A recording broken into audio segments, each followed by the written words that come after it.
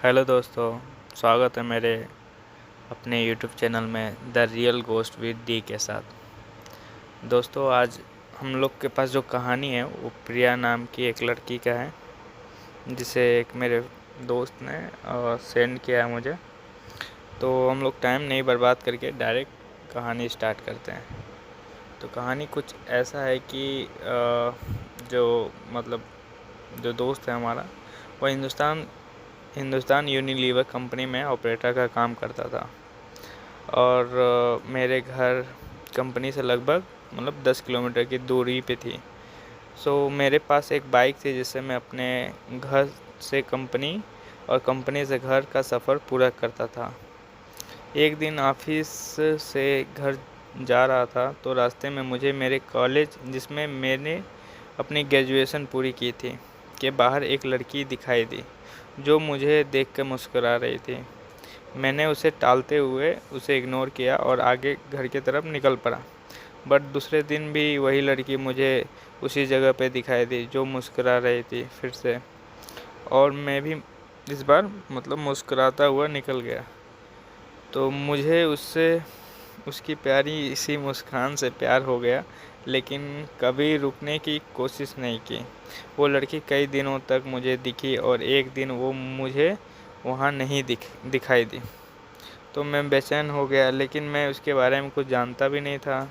उधर ना कभी बात की थी, इसलिए उसका पता भी नहीं लगा सकता था। मैं कई दिनों तक उस लड़की के नहीं दिखने के से बेचैनी होने लगी, क्यों नहीं दिख रही है। फिर कई बार तो मैं उस कंपनी से जल्दी निकलकर उसका इंतज़ार भी करता था, पर मुझे वो कहीं भी दिखाई नहीं दी।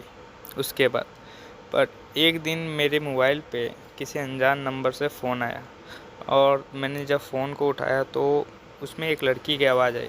उसने मेरा नाम पूछा और मुझसे बात करने लगी, तो और बताई कि मैं वही लड़की हूँ जिसका तुम रोज़ बाइक से गुजरते हुए देखा करते थे।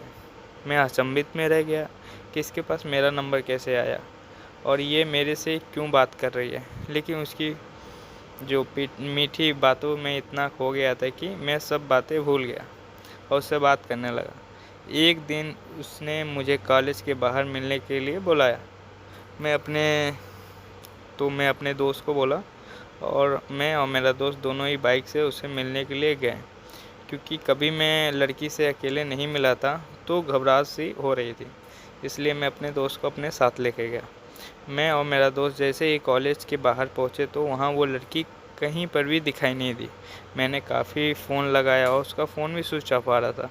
मैं घर लौटा और घर में घुसते ही उसका फ़ोन आया, तो मैंने गुस्से से कहा, हम वहाँ पे इतना देर तक इंतज़ार किए और तुम्हें कॉल भी किए, बट तुम्हारा कॉल स्विच ऑफ आ रहा था, तुम आए भी नहीं। तो उसने मुझसे कहा, तुम अपने दोस्त को अपने साथ क्यों लेके आए? मुझे अकेले मिलने आना, मैं अकेले तुम्हारा इंतज़ार करूँगी, अपने दोस्त को लेके नहीं आना। मैंने कहा ठीक है। मैं अगले दिन सुबह सुबह मैंने उसके फ़ोन लगाया, लेकिन नेक्स्ट डे उसकी फ़ोन वो नहीं उठा करके उसकी मम्मी ने फ़ोन उठाया। तो मैं एकदम से डर गया और मुझे कुछ समझ में नहीं आया कि मैं क्या बात करूं।